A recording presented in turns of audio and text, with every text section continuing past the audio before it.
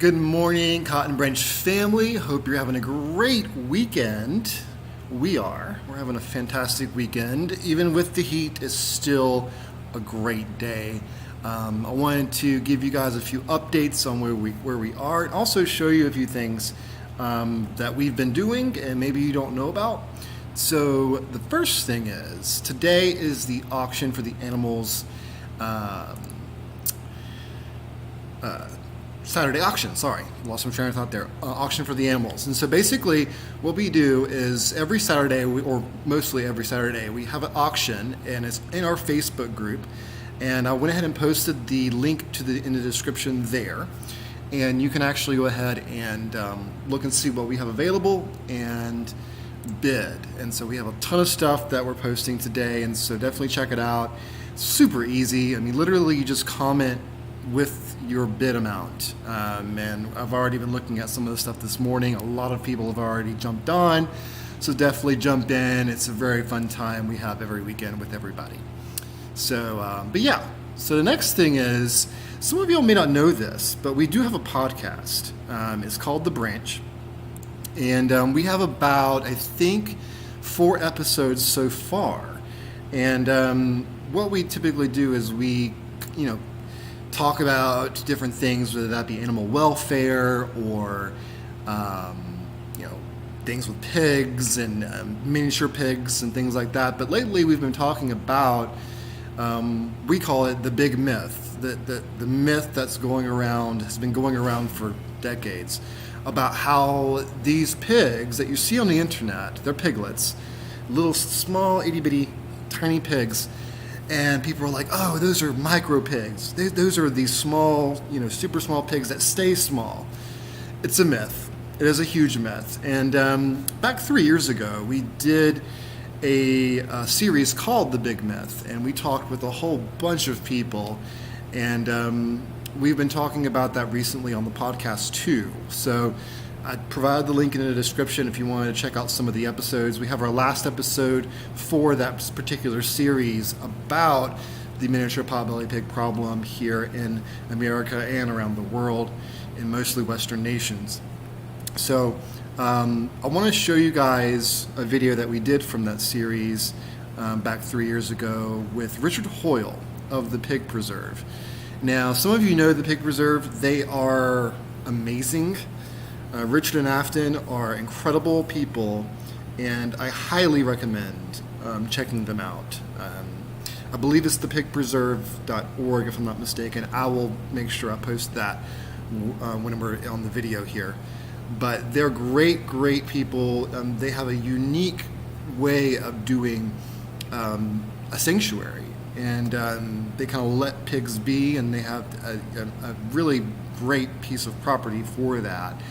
And I want you to listen to him about, this really terrible miniature pig, pet pig problem that we have in this country, and how it's framed from breeders, and how there's just so many lies and deceit going around. So I'll go ahead and shut up and play Richard, and here he is.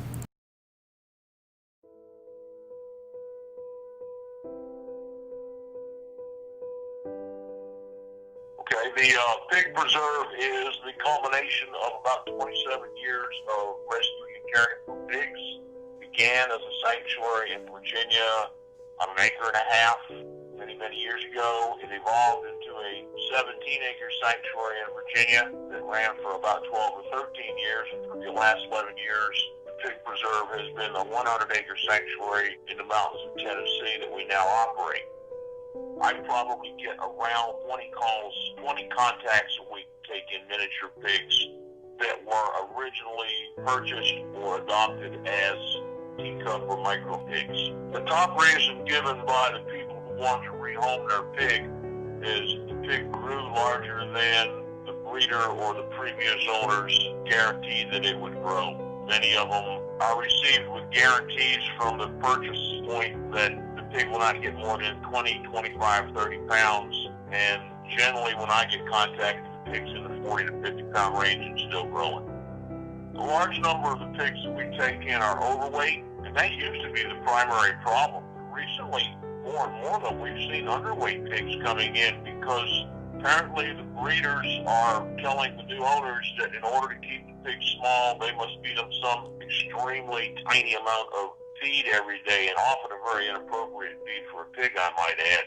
So whereas 10 or 15 years ago we were seeing morbidly obese pigs, today we're most likely to see malnourished and malformed pigs who are suffering from chronic malnutrition. I've taken them in so starved you didn't think they'd last through the night. I've taken them in with collars embedded in their skin and mange so bad it looked like the pig's skin was about to fall off. It's just one giant horror story. The smallest healthy miniature pig that I have seen in my 27 years has probably been 65 to 75 pounds. Everybody says that the Juliana pig exists. I've seen a lot of pigs in 27 years, and I've never seen one of those.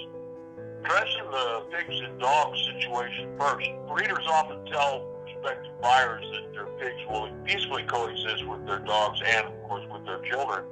What they fail to mention, though, in nature is that the dog-pig relationship is a predator-prey relationship. While there certainly have been many instances of dogs and pigs coexisting, there's been many more where dogs and pigs do not peacefully coexist and the pig is paid the price. And even in homes where there's a apparent peaceful coexistence, it only takes a second for the dog to snap and revert back to its old genetic role as a predator. And when that happens, usually it happens very quickly, and I've never seen a situation where the pig has come out on top. The pig always ends up bottom of the pile, either killed or very heavily damaged. With kids, I would never put a pig, especially a young potbelly pig, with children. Pigs are such social animals, and they really need to be with other pigs. They will adopt the family members as a surrogate herd. Pigs will see siblings in the family as herd mates or litter mates. And if you've ever watched a group of pigs that coexist together, the young pigs fight constantly, not too gently either. And naturally, over time, that behavior is going to evolve into the family unit. Sooner or later, the pig's going to start doing what it does best with the children. And while the pig's not doing anything wrong or bad or deviant, it will certainly be seen by the parents as being a threat to the children. One thing to consider before somebody got a pig, I would tell them to find a reputable rescue or a sanctuary and become educated, learn about the pigs, spend some time with the pig, and see whether it's still what they want, whether they're willing to make the lifestyle changes needed to accommodate a pig in their house. Eventually, the process that we've used for all these many years of people get a pig, they can't keep the pig goes into the rescue pipeline. Some of them get rehomed, the rest end up in sanctuaries. That model has worked for us for 20 or 25 years now. I don't think it's going to work much longer. I think we're going to saturate what few sanctuaries there are, and there's a lot more now than there were years ago. The fact of the matter is that the pigs are flowing into sanctuaries faster than sanctuaries can be created. And for every sanctuary that starts up, there's another one that goes under for one of any number of reasons. We've got to find a better way of addressing this miniature pig issue. And I'm convinced that the solution to the problem is one that we tried many years ago without success, and that's go back to the USDA and have these animals reclassified from livestock to exotic pets, and then put them under the Animal Welfare Act and let the USDA start controlling the breeding and the selling of these animals.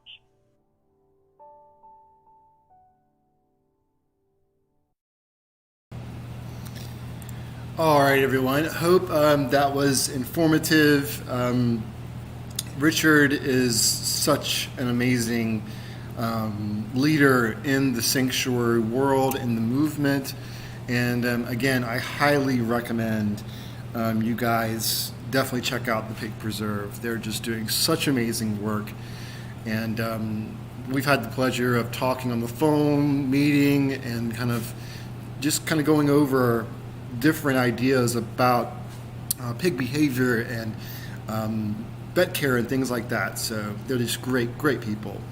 But just to remind everybody, the topic that Richard was talking about is actually currently going on our podcast right now, which is The Branch. And you can definitely check it out on the link provided in the description. And also, just a reminder, go ahead and check out our auction group, see if there's something that you like, bid.